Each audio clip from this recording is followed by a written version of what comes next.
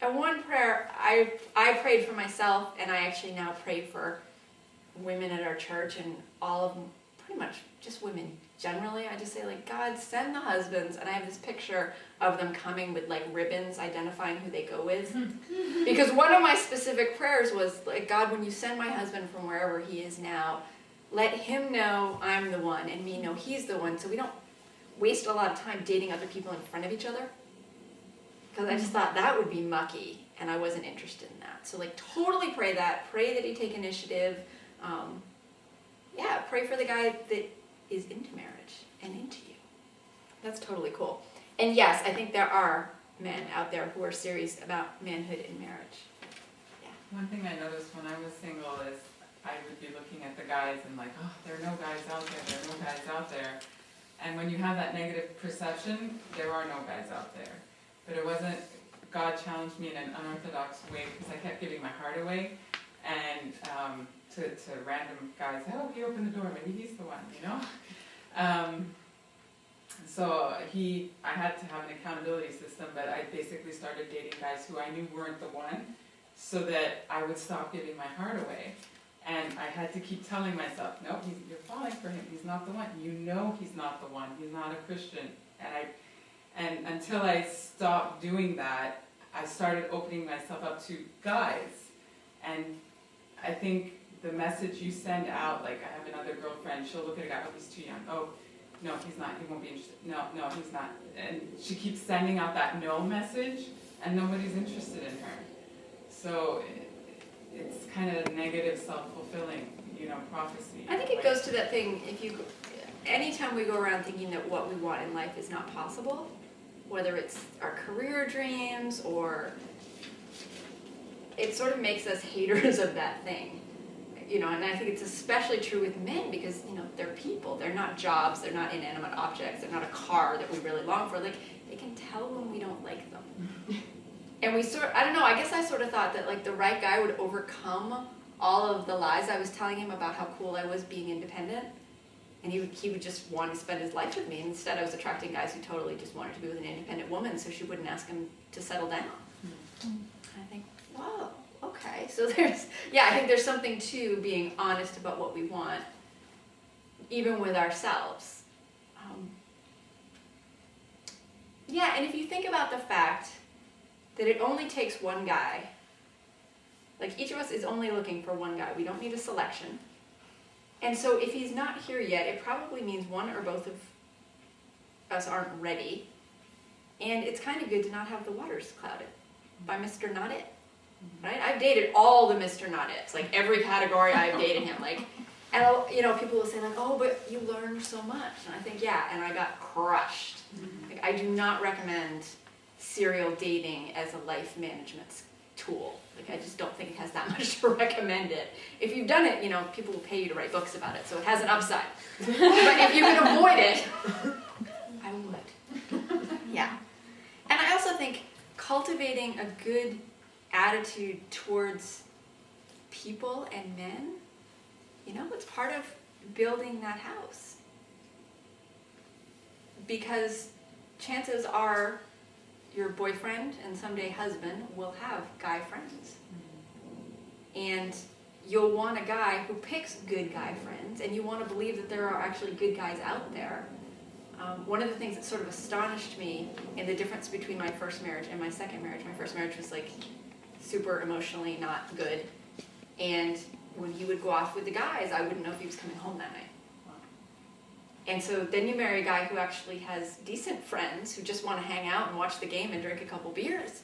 And you think, wow, he shows up when he's going to. Or sometimes he even gets together with his guy friends and they pray for me. I never even imagined that was possible. And I think it's the recalibrating.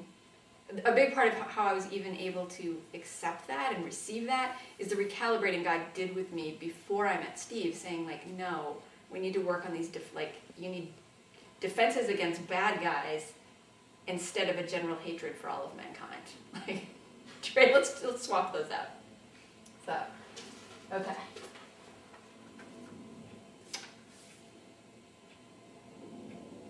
Okay. Okay, the first one's a sex question. We'll do that next week.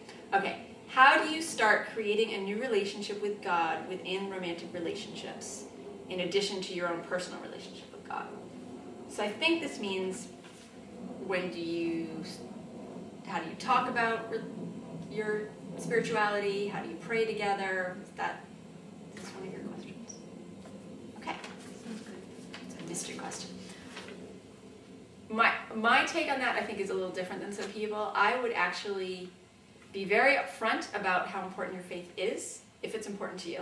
I'd be very, very upfront. That actually, to me, would be a deal breaker. Having dated all over the spectrum on that, I think you want to be with a guy who believes in God and will pray with you and will do all those things. That said, maybe you want to hold off on actually praying together for a while, because I think it leads to a super intense intimacy really quickly that can be hard to balance if you just started dating. Praying is actually a pretty intimate thing. And I think that can lead you down a path emotionally that maybe feels too precarious for you, for him, for both of you, and then all of a sudden, like, how do you just go back to talking about, do you think the Red Sox will do well this year? One of the best pieces of dating advice I ever heard is from my friend Deidre. Her grandmother told her when she started dating the guy who eventually became her husband, she said, Deidre, you need to be cool. Don't be hot, all like, oh, you're the one. And don't be cold and sort of like, whatever. Like, you need to be cool. Because until he proposes, he actually doesn't owe you anything. And we, a lot of times, act like guys owe us something because they've taken us out or we've dated for 6 months. And I think, I don't know, it's just, there was something inside me, and I'm sure you guys are all much cooler than this. I wanted to close the deal. And I wanted to do whatever I could to cover that amount of ground, whatever the space was, and I couldn't. It was like it kept moving further out and further out, and I think part of it was I heated things up emotionally, physically, spiritually, really anywhere I could turn up the temperature, I was doing it, trying to cover that ground. It was like heat equaled speed for me somehow. And I think what happened was, besides the fact that often I was dating guys who weren't looking for the same things, looking back, I see even some of the guys who might have been open to ultimately marriage, I heated things up so fast it freaked them out. And so I think had I just sort of stayed cool and let the guy set the tone for how fast we're moving, which is so hard to do. Like, it's easy to say, is almost impossible when you're in the middle of it. Like, let me acknowledge, I have very few tips from day to day how to do it, except like white knuckle it and just say to yourself, like, be cool. Be cool. Be cool. I think it's one of those things, like, it pays long-term dividends for having that focus in the short term. But it is hard. It is harder than push-ups, sit-ups, training for a marathon. Like, do not kid yourself, it's hard. Yeah.